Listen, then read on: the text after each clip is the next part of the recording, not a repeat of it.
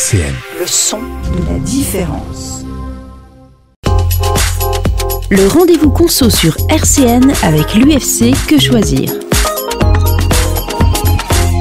Bienvenue dans ce nouveau rendez-vous conso avec vous, Jacques du FC Que Choisir. Bonjour Jacques. Bonjour Thomas. Alors aujourd'hui on va parler assurance et on va parler de comment se défendre face aux assureurs dans le cadre notamment de sinistres. Oui, on le constate à travers les litiges qu'on traite à l'UFC, les experts qui interviennent suite à un sinistre pour évaluer le préjudice, sont de plus en plus dépendants des assureurs au détriment bien sûr du consommateur. Le rôle de l'expert envoyé par l'assurance, en général c'est les sinistres supérieurs à 1 000 €, c'est de chiffrer ce sinistre.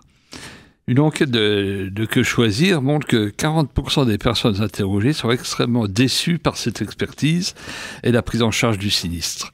25% ont d'ailleurs contesté ces conclusions. C'est quand même un chiffre assez important. Mais alors pourquoi du coup est-ce que les gens contestent ces conclusions ? Tout simplement déjà parce que l'activité d'un expert n'est pas réglementée. Contrairement aux notaires, aux huissiers, aux experts comptables. Mais il y a seulement une charte de déontologie.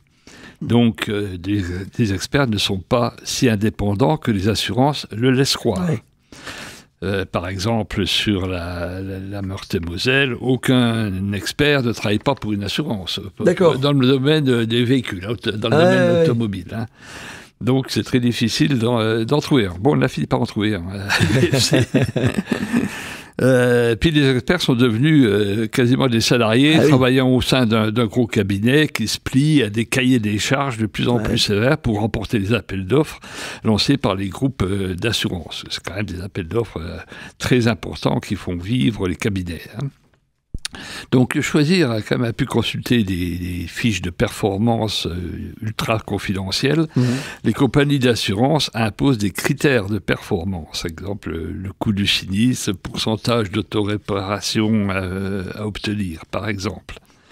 Donc les cabinets d'experts sont tenus en laisse par un système de notation et les mauvais élèves sanctionnés risquent de perdre du contrat, risquent de ne plus faire d'expertise.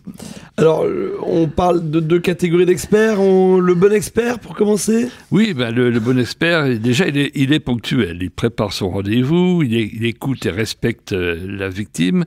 Il prend le temps de faire des constats, de faire des relevés, il prend des notes, il demande des justificatifs, des factures, des devis, des photos. Il explique bien la situation, prend des mesures conservatoires, présente une première évaluation et envoie son rapport rapidement avec le chiffrage et des arguments précis. Bon, ça c'est le bon expert et le mauvais expert. Le mauvais expert, il impose déjà sa date de rendez-vous. Il n'y a pas le choix, c'était le jour, sinon on ne sait pas quand. En général, le consommateur est assez pressé. Oui. Une attitude assez désinvolte ou condescendante. Il se montre expéditif, il n'informe pas l'assuré, il ne répond pas aux questions. Et le constat est superficiel. Il ne tient pas compte des justificatifs fournis, explications vagues, n'explique pas les options et insiste pour imposer l'autoréparation, c'est-à-dire ne pas passer par un professionnel et essayer de débrouiller tout seul, et ne fournit pas de raison en cas de refus d'indemnisation. Alors, est-ce qu'on peut et comment s'opposer au refus d'indemnisation des assureurs ? Bien souvent, il y a des motifs assurés par les compagnies pour ne pas rembourser ou baisser le remboursement. C'est d'abord le défaut d'entretien. Et ils disent, oui, mais là, il y avait un défaut d'entretien, donc il y a eu un sinistre, c'est normal, donc on n'assume pas. En revanche, ce n'est pas considéré par les tribunaux comme un motif valable pour refuser une indemnisation. Si le contrat écarte la garantie en cas de négligence de l'assuré, les juges déclarent la plupart du temps que cette clause comme nulle et abusive. Par exemple, pour un dégât des eaux, vous pouvez dire, oui, les canalisations sont vétustes et mal entretenues, donc le dégât des eaux où les joints n'ont pas été changés, le dégât des eaux est normal. Non, vous avez droit à votre indemnisation, quel que soit l'entretien que vous avez fait. Une exception peut-être comme les feux de cheminée, où là, le ramonage doit être annuel et quand même imposé par les compagnies. Alors, il y a aussi la déclaration de sinistre hors délai. Les contrats indiquent souvent un délai de 5 jours, mais ce n'est qu'une recommandation, ce n'est pas une obligation. Ok. Pour que l'assureur refuse d'indemniser pour cette raison, il doit prouver que le retard de déclaration a créé un préjudice supplémentaire. Ah oui, d'accord. Par exemple, j'ai un dégât des eaux, je ne le déclare pas tout de suite, ça s'est aggravé, ouais, donc les dégâts sont plus importants. Là, c'est en effet, l'assurance peut contester. Il pourrait dire, en gros, vous nous auriez prévenu plus tôt, ça aurait coûté moins cher. Voilà, c'est ça. Il y a la déclaration non conforme. La description du bien fait dans la souscription ne correspond pas à la réalité du contrat. Par exemple, le cas classique, c'est le contrat habitation avec le nombre de pièces. C'est-à-dire que vous déclarez, vous avez 6 pièces, vous payez un peu moins cher, vous en déclarez que 4 ou 5. Si un dégât à l'habitation, peu quelque chose que fait l'expert. J'ai constaté moi-même, il vérifie que le nombre de pièces correspond est-ce que le contrat est-ce que c'est vrai? Ah oui. S'il y a une pièce de moins sur 5, l'indemnisation sera 20% moins chère. Ah oui, effectivement. Donc vous avez tout intérêt à bien déclarer, et vous assurer que les pièces que vous déclarez sont bien les bonnes. Parce que des fois, c'est assez compliqué. Il y a une mezzanine, par exemple, une pièce, c'est pas une pièce. Il y a des choses comme ça. Voilà, ensuite, il y a les dommages confondus et indissociables en cas de succession de dégâts. C'est-à-dire l'assureur doit prouver que l'origine des détériorations est en rapport avec des sinistres antérieurs. On a des cas, on en parlera plus tout à l'heure, sur la sécheresse, où plusieurs sinistres sont liés au tout premier cas de sécheresse, et puis après ça s'aggrave petit à petit chaque fois qu'il y a une sécheresse supplémentaire. Il y a indemnisation limitée à la partie abîmée. Exemple, pour le dégât des eaux, limiter le remboursement au seul mur atteint.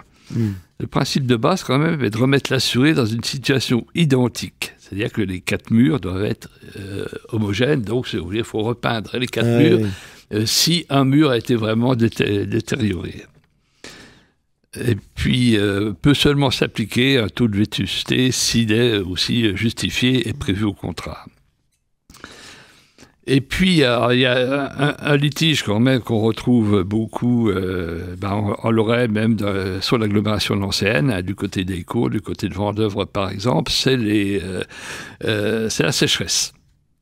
Parce que, bien sûr, pour une assurance, un dégât lié à la sécheresse, c'est-à-dire c'est la maison qui commence à avoir des fissures, ça coûte cher à remettre en état. Donc ils vont déjà tout faire, et leur expert en premier lieu, pour dire non, c'est pas la sécheresse, regardez, vu le terrain, vu les fondations, c'est les fondations qui ont été mal faites, donc si la maison se fissure, c'est à cause des fondations, c'est pas à cause de la sécheresse. Et ça, c'est un grand classique, hein, quasiment chaque fois qu'il y a un problème de sécheresse, l'expert déclare que c'est pas la sécheresse, que c'est le sol. Donc dans ce cas, c'est vrai, il faut faire intervenir un autre expert. Et puis faire une étude de sol indépendante pour prouver que non, c'est pas forcément le sol. Ça peut arriver, hein, attendons-nous. C'est pas forcément le sol, mais c'est vraiment lié à la sécheresse. Et puis, il y a un cas aussi, c'est que vous avez un accident de voiture. On a un cas très précis, hein, qui est quand même assez significatif. Vous vous faites heurter par une moto dans une file, la moto prend la fuite. Donc, il y a une rayure sur votre voiture. Donc, vous déclarez ça à l'assurance. L'expert arrive, il dit « Ah non, une moto ne peut pas faire ça. » Donc, il y a escroquerie à l'assurance. Donc, on ne vous rembourse rien, et même on peut vous virer de l'assurance. Effectivement. Alors si on a un cas où la personne était vraiment de bonne foi, donc on est allé plus loin. Contre-expertise qui a dit si, une Harley-Davidson peut faire une rayure comme ça. Bon, ils n'ont pas voulu en démordre, il a fallu qu'on aille en arbitrage national, ce qui est rare, qui a reconnu que c'était possible. D'accord. Et donc l'indemnisation a eu lieu. Donc ne pas se laisser faire, en gros, derrière, c'est ça, ne pas se laisser faire par l'assurance, même s'ils montrent les dents. Hein. Il faut pas oublier qu'ils feront tout pour ne pas payer. Voilà, c'est la première. De toute façon, les agents, ils sont payés pour ça, qui gèrent, ils ont des ordres pour essayer d'éviter tout paiement. Quoi. Alors, on a parlé des experts d'assurance. Je crois qu'il y a un autre type d'expert. Oui, il y a quand même l'expert d'assurer, c'est-à-dire un expert qui n'aura pas travaillé pour les assurances. Alors, il existe des sociétés ou des cabinets qui se disent bien experts d'assurer qu'on peut faire intervenir. On a constaté, quand on fait intervenir un expert d'assurer, si on n'est pas content de la première expertise, on a quand même une indemnisation qui peut doubler ou même tripler parfois sur les litiges qu'on a constatés. Ces experts sont indépendants juridiquement et financièrement des compagnies d'assurance. Alors c'est souvent des ingénieurs en bâtiment, des architectes, des maîtres d'œuvre qui connaissent bien leur domaine. Et c'est souvent des petits cabinets. Donc leur mission, c'est l'estimation des dommages post-sinistre. Ils interviennent à la demande de l'assuré, qui effectuent une réclamation chiffrée des dégâts pour le compte de l'assuré. Il négocie, et c'est là parce que bien souvent, quand on fait un autre expert, l'expert présent de l'assurance peut être présent et ils vont discuter entre eux. Oui. Dès que l'expert d'assuré va dire non, ça va pas parce que. Et il peut y avoir quand même un arbitrage favorable aux consommateurs dans ces cas-là. L'expert voit que, il est coincé. Donc, parce qu'il a affaire à un professionnel en face aussi. Voilà. Alors, bien sûr, ça intervient sur les plus gros sinistres. Et en revanche, l'expert d'assuré est rémunéré par le sinistré lui-même. C'est-à-dire, on doit, quand on fait intervenir un expert, il faut payer l'expertise. Alors, ça varie selon les dégâts. On arrive vite autour de 300 à 500 euros. Quand même. Et on ne peut pas le réclamer à l'assurance derrière ça. Après, si, pour finir, on a gain de cause, oui, on peut peut-être récupérer quand même voilà. Et on a intérêt à le faire appel à lui, à l'expert d'assuré, le plus tôt possible. Dès qu'on voit qu'au niveau de l'expertise d'assurance, ça ne va pas du tout, il faut faire intervenir soi-même un expert. Bon, c'est vrai que leur activité n'est pas plus réglementée que pour les autres experts, mais il existe, on trouve au FEDEXA, il existe des sociétés qui organisent des expertises indépendantes. Et puis, aussi ne pas faire appel à un expert qui réclame des acomptes en faisant miroiter d'alléchants dédommagements. C'est louche.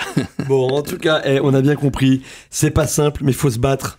Oui, surtout, voilà. Ça c'est vraiment le conseil essentiel dans les assurances.